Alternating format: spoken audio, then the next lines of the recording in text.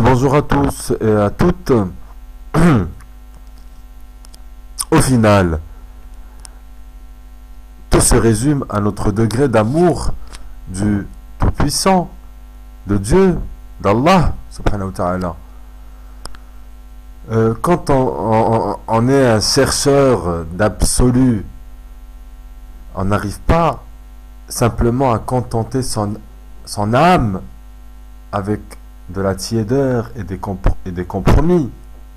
Non, on recherche le grand, le majestueux, l'amour total. C'est là que l'affirmation ce bas monde est une prison pour le croyant prend tout son sens. Il faut reconnaître qu'on souffre face à l'hypocrisie, face à la lâcheté, face au manque d'amour. Alors on passe sa vie à chercher cet absolu et notre âme hurle de douleur quand elle est confrontée à la réalité. Une réalité dure, une réalité atrocement étroite et minimaliste. Où sont les feux d'artifice? Où sont les grands amours? Où sont les aventures héroïques? Ils sont rares et éphémères dans ce bas monde. Ils sont rares et éphémères pour ceux qui souhaitent regarder la réalité en face de nos jours. Quand on réalise finalement tout ça,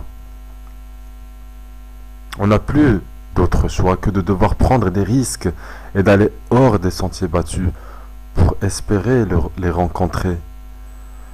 Mais le croyant sincère, le croyant courageux, le croyant véridique n'a pas d'alternative. Il va devoir s'affranchir des normes sociales pour pouvoir avoir la grâce de goûter à cette plénitude complète. N'oublions pas que notre âme réclame sa part d'émotions fortes dans tout ce tourbillon d'émotions. Elle a un besoin vital de savourer cette sensation qu'on appelle la folie. Eh oui, soyons fous.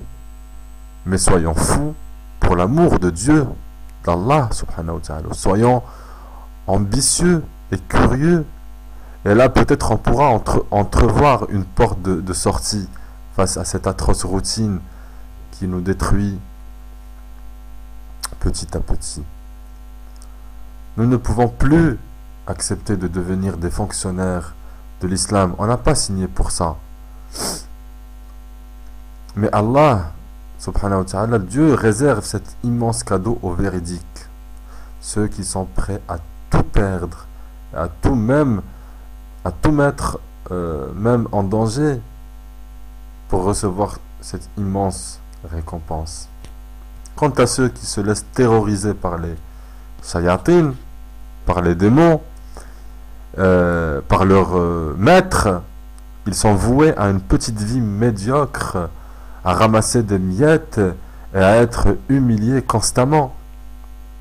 Pour ma part, je préfère mourir debout, le cœur rempli d'amour et de tendresse.